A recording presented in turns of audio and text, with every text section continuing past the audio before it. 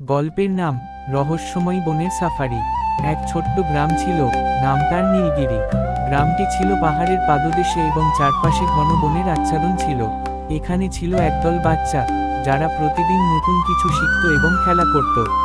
তাদের মধ্যে ছিল রাহুল, শিলা এবং মিনু, যারা ছিল অনেক ভালো বন্ধু। তারা অনেক সময় একসাথে পাহাড়ে চড়তে, বনের মধ্যে ঘুরতে এবং নতুন নতুন রহস্য খুঁজে বের করতে ভালোবাসত। একদিন সকালে রাহুল ও তার বন্ধুদের ঘর থেকে বের হতে দেখল গ্রামের বাইরে এক ধরনের অদ্ভুত শব্দ আসছে। শিলা বলল, এটা কি ধরনের শব্দ? এটা কি বনের কোনো প্রাণীর শব্দ নাকি? মিনু উত্তেজিত হয়ে বলল, চল আমরা দেখে আসি। তারা তিনজন রিকশায় চড়ে বনের দিকে রওনা হলো। যতই তারা বনের কাছাকাছি পৌঁছাচ্ছিল, ততই শব্দটি আরো জোরালো হচ্ছিল। শেষ পর্যন্ত তারা একটি বড় গাছের নিচে দাঁড়িয়ে শব্দটি শুনতে পেল। এটা কি? রাহুল জিজ্ঞেস করল।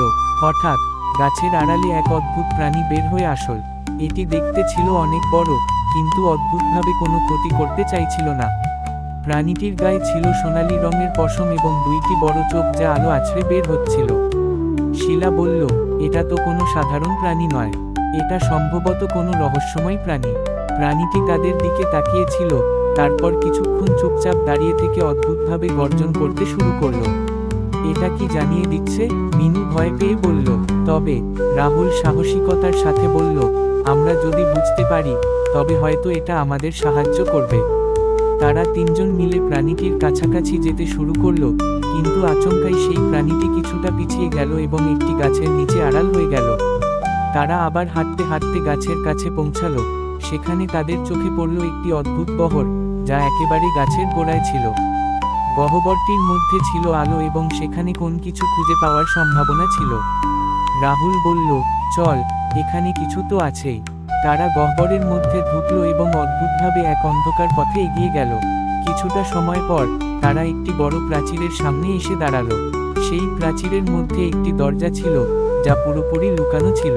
তারা দরজা খুলে ভিতরে ঢুকলো এবং দেখতে পেল এক বিশাল গুহা। এখানে ছিল পুরানো ধনরত্ন, প্রাচীন পাথরের স্তূপ এবং রত্নখচিত মুকুট।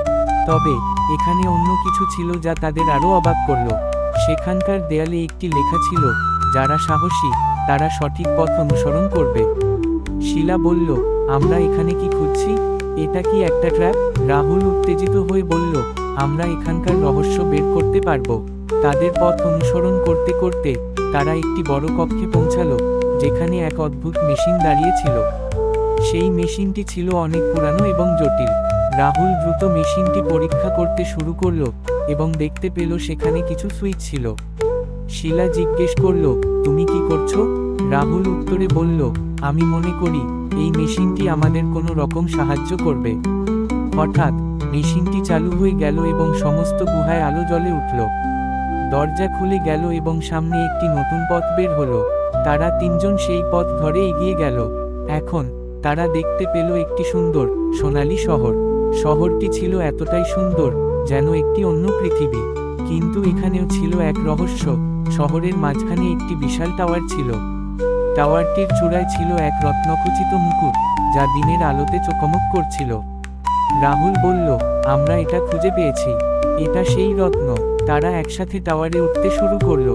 পথটি ছিল অনেক দুর্গম, কিন্তু তারা তিনজন একসাথে সাহসিকতার সাথে এগিয়ে গেল। অবশেষে তারা টাওয়ারের শীর্ষে পৌঁছালো এবং সেই মুকুটটি হাতে নিল। মুকুটটি হাতে নেওয়ার পর তারা দেখতে পেল একটি বিস্ময়কর দৃশ্য। টাওয়ারের চারপাশে ছিল এক রহস্যময় পৃথিবী, যেখানে রঙিন গাছ এবং অদ্ভুত প্রাণী ছিল।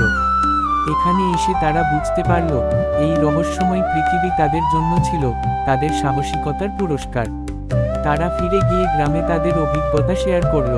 সবার মুখে ছিল বিস্ময়, এবং তারা জানতে পারল যে সাহসিকতা ও বন্ধুত্বের মাধ্যমে কোনো রহস্যকে জয় করা সম্ভব।